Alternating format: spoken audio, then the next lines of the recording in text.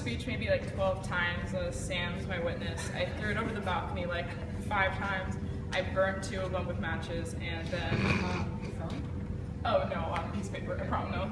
On someone and then the rest ended up being just sketches and drawings that I ended up doing of random things, because that's just, I guess, who I am. And you guys have seen my leg the entire trip. And when I don't know which words to say, I draw them out instead. And this year I got particularly good at doing that because I feel like it's kind of like a journal for me, but no one else knows what I'm trying to say. They would just say something like, "Oh, that's dope shit," or "tap me up," and getting that a lot.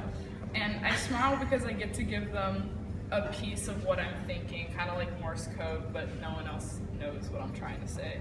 And so writing a speech, I ended up drawing most of the things I wanted to say to you guys, but instead of a drawing, I am going to give you a speech because I can't give you a drawing, and you'll actually know what I'm trying to think. So I'm going to start here. My name's Sam. I'm 18. I was born and raised in California. I have a little brother who's my best friend Max, who's introduced in the beginning because I feel he's like the most important person in my life.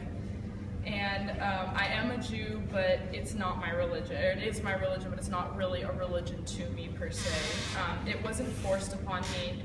It was always there with welcoming arms. And for many years, I hated any idea of a religion. The idea felt cultish to me, and I apologize to anyone who finds it, of religious value. But by no means, I don't mean to offend you. It's just personally, I hated the feeling it gave to me that I was being tied down, and I had to believe in a certain way of life. And I remember the day I stopped believing in a God, or at least like the version, like the naive, childish version of God, that white guy in the sky.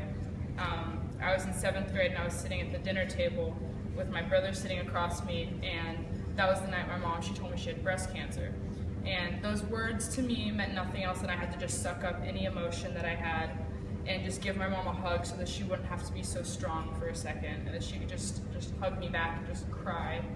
And when you see someone you look up to be vulnerable like that, and when you see yourself harden up, it's hard to believe in any way of life where the end is in any way potentially euphoric. And I spent the rest of my middle school and high school years taking care of her because she was sick for about 8 years, and I don't regret any second of it. My dad wasn't in the picture, and my brother was too young, so I was pretty much the only one around. And the thing is, a lot of people are like, "Oh, I feel so bad for you, like what happened?" And honestly, I loved doing it. It was probably the best feeling ever. I loved being strong and impenetrable to like any emotion, because I felt like invincible, and I felt the closest thing to God I could get.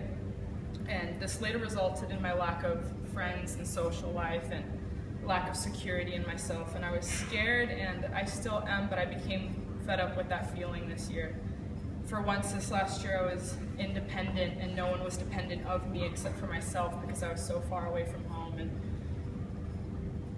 I only had my thoughts really, or my drawings, I guess. And I became fed up, and I decided I needed to find a new version of myself, and I needed to find a place other than my brains where my thoughts could just rest. And so I came to this trip to kind of just start over it all over again, and to identify myself differently, and to honestly just forget about everything that made me who I was, because I am confident in myself, and I find myself a lot of times identifying, let me repeat that because that was not English. I find myself a lot of times identifying myself as 2 separate people, and I felt this place could maybe mend those 2 people together, but it didn't, and I can't be happier to tell you that it didn't, because it made me find Samantha, but then as I was kind of renaming myself today with my Jewish name, now I'm like Mihad Noah, so I have my 2 people that I feel represent myself completely, and it gives me kind of this whole picture, and they work together, not against each other, and I can finally be at peace with who I am. So thanks for letting me rant on for a second. I just felt that it needed to be said, and I want to finish by thanking you guys for like the best 10 days of my life. And